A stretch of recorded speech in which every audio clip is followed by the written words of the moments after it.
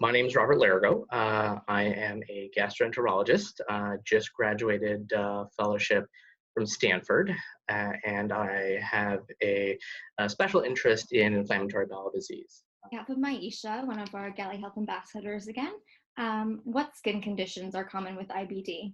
So hooking on to that extra intestinal manifestations. Yeah. People with IBD can get a lot of different types of skin conditions.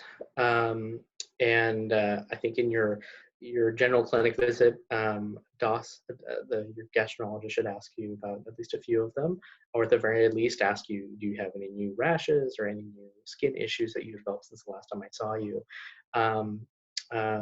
Because of the underlying inflammatory bowel disease, and also the medications that we give that suppress the immune system, patients can be increased risk of developing certain types of skin cancer, both melanoma and non-melanoma type of skin cancer.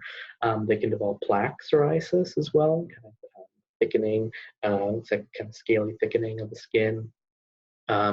They can develop a syndrome called sweet syndrome, which is a combination of kind of joint pain, this salmon-colored rash, and a fever, and sometimes eye symptoms.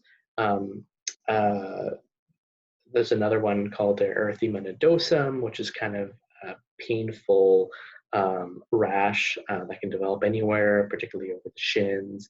I think it's caused by inflammation in kind of one of the fat layers in your skin. It can also, either because of IBD or because of the medications that you take to treat it, can also be associated with hair loss as well. And then there are the slew of kind of medication-related skin effects, like acne from steroids, et cetera, et cetera. So there's really a long list.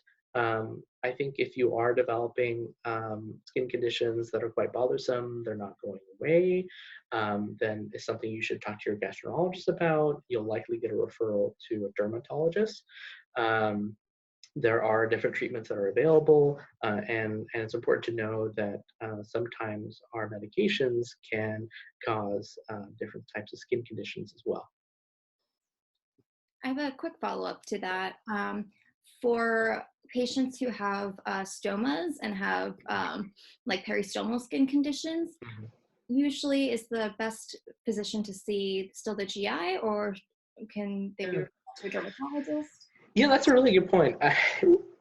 Gastroenterologists don't get as much training as probably they should with regard to wound care of stomas. Stanford, we had a wonderful stoma nurse specialist who kind of walked us through common um, peristomal type of skin conditions that can affect patients. But in general, if there are any kind of wound care issues, because basically the stoma is a wound, or if there are any rashes around the stoma, I think it's important for the gastroenterologist to know. I think it's important for you to follow up with your stoma nurse or wound care specialist. So usually after the stoma is placed, you'll have at least 1 or 2 visits with the stoma nurse. So whoever that stoma nurse was or stoma team, I think it'd be reasonable to kind of go back to them and schedule a follow-up visit. Yeah, I would defer mainly to the stoma nurses with regard to wound care issues relating to stomas.